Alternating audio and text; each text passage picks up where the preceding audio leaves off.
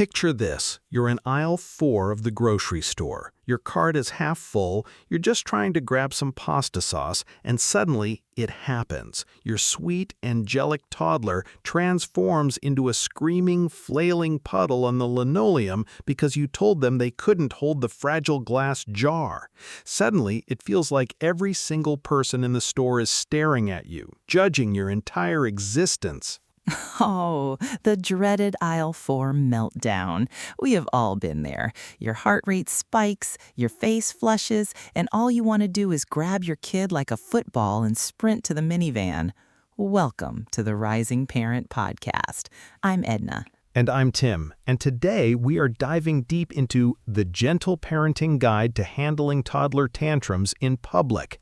We're going to talk about how you can use positive discipline and emotional regulation techniques to manage these public meltdowns without feeling paralyzed by judgment or resorting to the old-school punishments we're all trying so hard to unlearn. Exactly. Because let's face it, effective parenting is a learned skill. It's not something you just magically know how to do the second a baby's put into your arms. And before we get into the thick of it, just a quick reminder that we release new episodes of the Rising Parent Podcast every Monday and Friday. So make sure you're tuned in to start and end your week with us. Absolutely. Let's get started.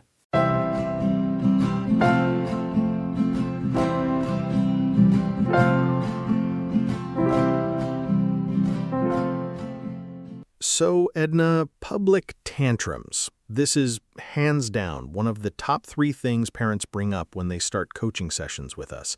The sheer panic of the public meltdown. Oh, 100%. I think what happens is, well, it's twofold, right? First, there's the actual behavior of the child, which is loud and overwhelming. But the second part, which is almost worse, is the audience. The onlookers. We get so caught up in what the cashier thinks or what the older couple in the produce section thinks that we lose our connection with our child. Right, the spotlight effect. You feel like a giant theatrical spotlight has just dropped from the ceiling right onto you, and suddenly you aren't parenting your child anymore. You're performing for the strangers. You feel this intense pressure to prove you have control over your kid, which usually leads to snapping, yelling, or threatening, things we'd never do in the privacy of our own living room. Yes. You know, a while back, we had a family we worked with. Let's call the mom Rachel. She was telling me about a time she was at the park with her 3-year-old. It was time to leave, and he just lost it. Full body thrashing in the wood chips. And Rachel told me, Edna, I knew he was just tired. If we were home, I would have just sat on the floor with him and let him cry it out. But because there were 5 other moms watching, I found myself grabbing his arm, dragging him, and hissing, if you don't stop right now, you are losing screen time for a week. Wow. Yeah, the panic response. Exactly. And she felt awful afterward. But it's that fight or flight response we get when we feel socially threatened. And that's what we really want to unpack today. How do we stay in our logical, gentle parenting brain when our toddler is losing theirs in front of an audience? I love that. And to start, I think we need to quickly redefine what a tantrum actually is. Because in the moment, it feels like a personal attack, right? It feels like defiance. But from a developmental standpoint, especially with our background in early childhood care, we know that a tantrum is literally a neurological SOS. A complete system overload.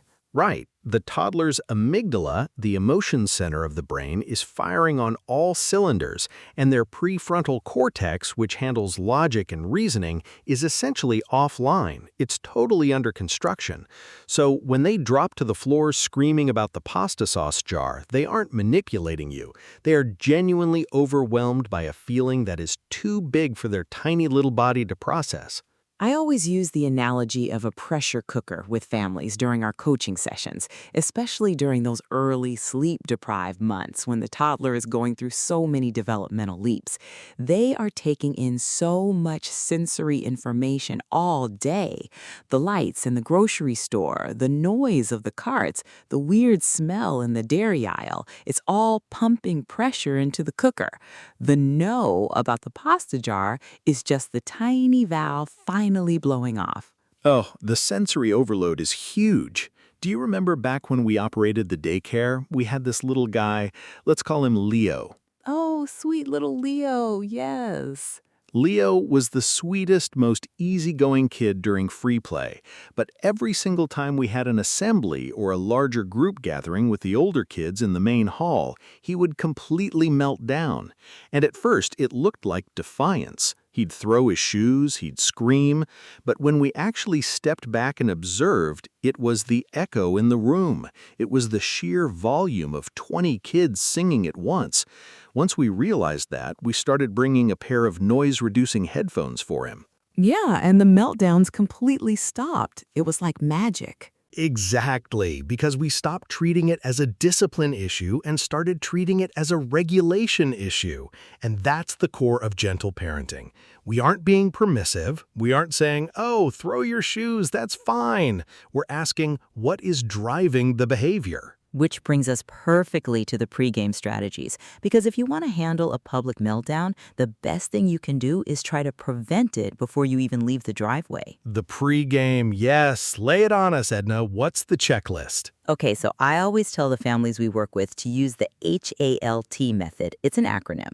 Before you run errands with a toddler, you have to ask yourself, are they hungry, angry, lonely, or tired? HALT. Classic. It's so simple, but we forget it all the time. We really do. You're rushing, you think, oh, I just need to pop in the Target for one thing. Famous last words, right? You never just pop in the Target for one thing. And suddenly it's 11:30 a.m., lunch is late, the nap window is closing, and your child is a ticking time bomb. I am guilty of this as an adult, honestly. If I am hungry and tired in a Target, I might throw a tantrum too. I've seen it. You get very grumpy when you haven't had a snack. It's true. So we check HALT. We make sure they're fed, rested, and feeling connected. But let's be real. Even with the best preparation, toddlers are unpredictable. You can do everything right, and they still might lose it because the sky is the wrong shade of blue today.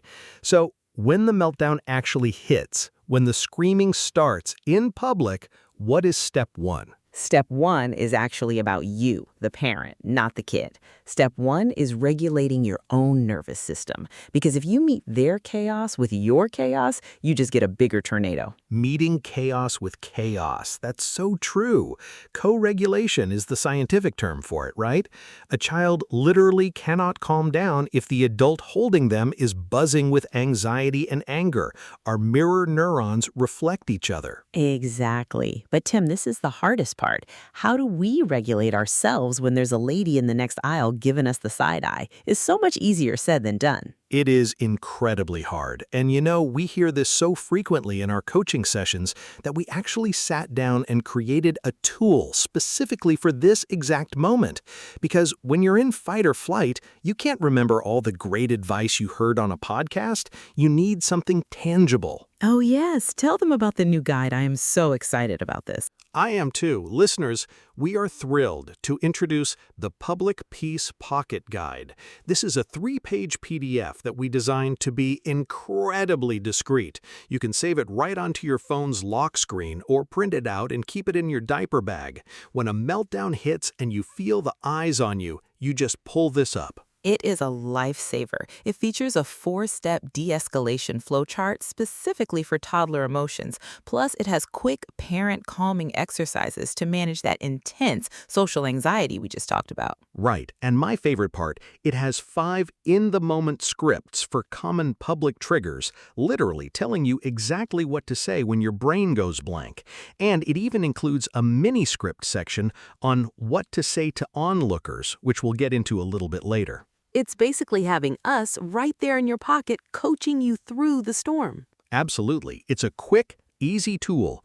And actually, if you head over to our website at risingparent.org, and you'll find it in the Books and Quick Guide section. Also, check out the show notes for the link to get the Public Peace Pocket Guide. I promise it will change the way you walk into public spaces with your kids. A total game changer. Okay, so speaking of those in-the-moment strategies, let's break down some of what's actually in that guide. When the tantrum starts and you've taken your deep breath, what do? Connection before correction. That is the golden rule of gentle parenting. We have to get down to their physical level. Don't tower over them. Drop to one knee. By getting below their eye level, you're immediately lowering the threat response in their brain. I love that. When we cared for the toddlers at the daycare, this was our go-to move. I remember a little girl, Mia. She used to have tremendous difficulty with transitions, especially coming in from the playground. If you stood over her and said, "Mia, it's time to go inside," she would instantly drop to the grass and scream. But if you knelt down, picked a piece of clover, and just sat quietly next to her for 10 seconds before speaking, completely different outcome. Yes, it's about entering their world instead of yanking them into ours. So you drop down, and then you validate the feeling. You don't have to validate the behavior. We aren't validating hitting or throwing, but we must validate the emotion. You are so mad. You really wanted to hold that glass jar. It is so frustrating when we can't do what we want. And keep it brief. When their prefrontal cortex is offline, they cannot process a paragraph. I hear parents doing this all the time, and I completely get it. But they'll say, "Johnny, mommy said no because glass can break, and if it breaks, you'll get cut, and we have to go to the hospital, and we don't have time for that today." Right, Charlie Brown adult voice, wah, wah, wah, wah. They hear nothing. Exactly. Less is more. You are mad. You wanted the jar. I can't let you hold it. It's not safe. Period. And then, and this is a big one we talk about with the families we work with, you hold the boundary with compassion. Gentle parenting does not mean you give them the jar to make them stop crying. Oh, say that again, Tim, because that is the biggest misconception about positive discipline. People think gentle parenting means no boundaries. It is. People think we just let kids run wild. No. Gentle parenting actually requires firmer boundaries than permissive parenting. But the delivery of the boundary is wrapped in empathy. So you say, "I am keeping the jar up here. I know you're upset."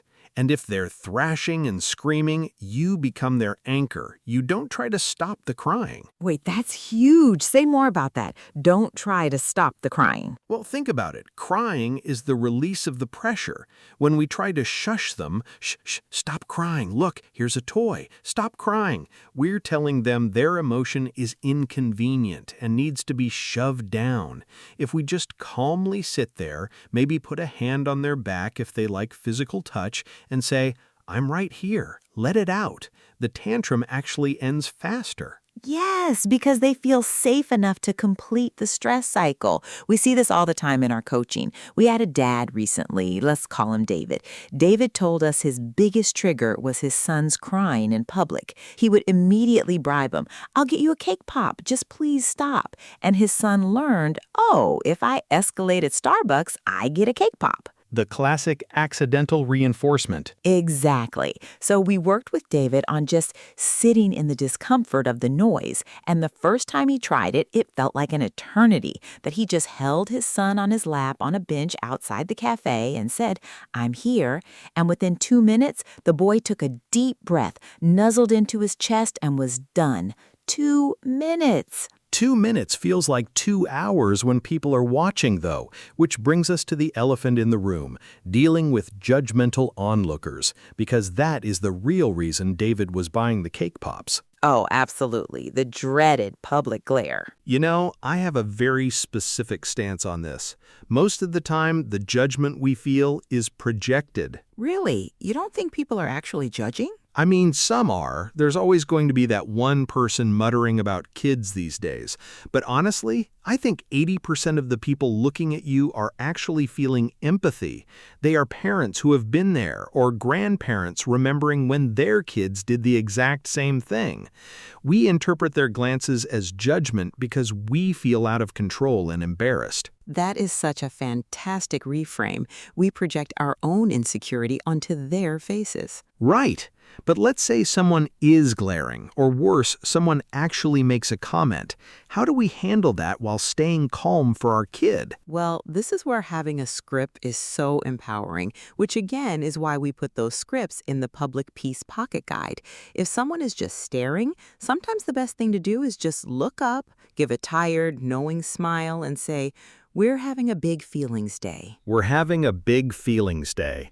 I love that. It disarms them completely. It shows you are aware, you are in control of the situation, and you are handling it. It takes the wind right out of their judgmental sails. It really does. And if someone is genuinely intrusive, like, let's say an older lady comes up and says, "Oh, he just needs a good spanking," which unfortunately families we work with tell us happens more than you'd think. Yeah, the unsolicited advice brigade. Right. In that moment, you don't need to be their parenting coach. You don't need to defend your methods. A simple, firm, but polite boundary is all you need. "Thanks, but we have our own way of handling this. Have a great day."